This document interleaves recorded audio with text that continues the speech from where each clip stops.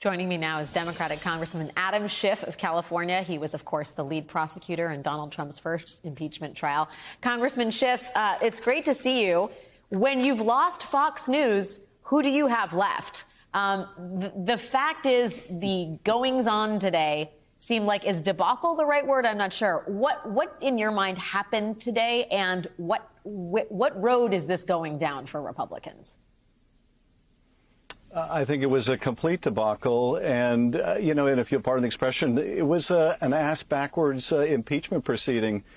Historically, what Congress has done when it believed a president was engaged in wrongdoing that might rise to the level of a high crime or misdemeanor is do a thorough investigation. Once you've done the investigation and believe there's a sound basis, then you start an impeachment inquiry. And at the end of that, you bring in the experts to evaluate the evidence you presented and put it in constitutional context.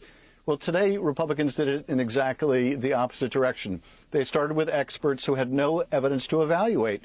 And I'm not surprised that the Fox News watching crowd was frustrated by this. But this has been the case all along. This has been an impeachment in search of a reason for being. Jamie Raskin had it exactly right. It was the Seinfeld of impeachments, impeachment about nothing. And it's also such a stark juxtaposition of this meritless impeachment inquiry taking place, wasting time while we're just a couple days away from a shutdown of the federal government, which is what they should be focused on. And if I can, Alex, I just want to respond to the question you asked earlier. What should Kevin McCarthy do? He gave his word to Joe Biden when they reached that budget deal to avert a default on our debt. He should tell his Republican conference, I gave the president my word. I gave it to him on behalf of our conference, and I'm going to honor my word. And I'm putting up this bipartisan bill, and I want you to vote for it. I'm going to vote for it. And if you remove me, you remove me, but I'm going to keep my word. That does not appear to be the approach of Kevin McCarthy. And it's service members who are going to go out without paychecks who are going to suffer. It's federal firefighters who are going to suffer. It's travelers at airports who are going to suffer.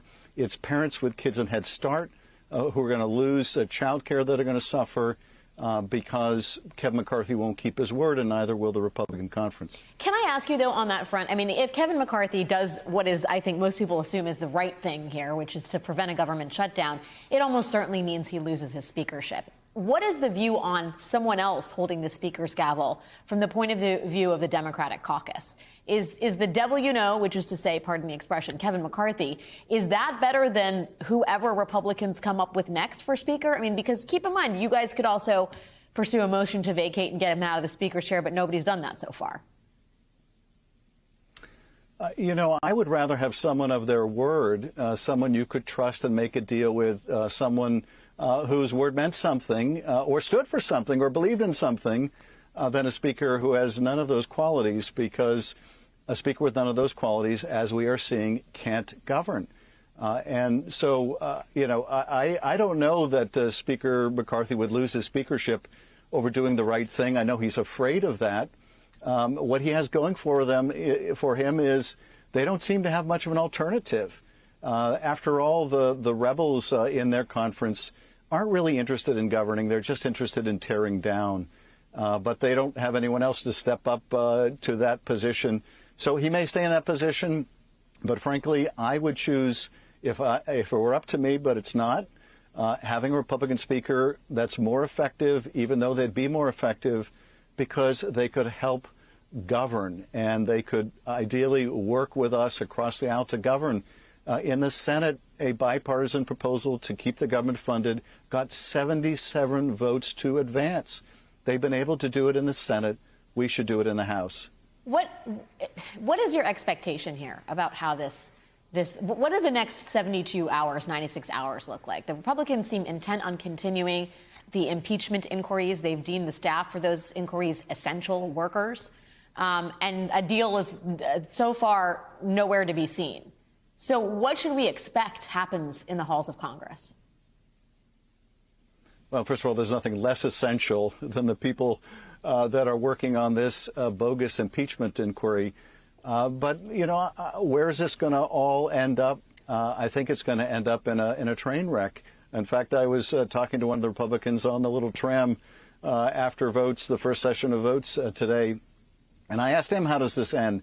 And his answer was, I can't tell you, but not well. And sadly, it's going to end not well for the country, I think, because at this point, they're likely to shut down. I do think that they will come to embrace a CR. They will try to get some face-saving device to at least claim some kind of a win.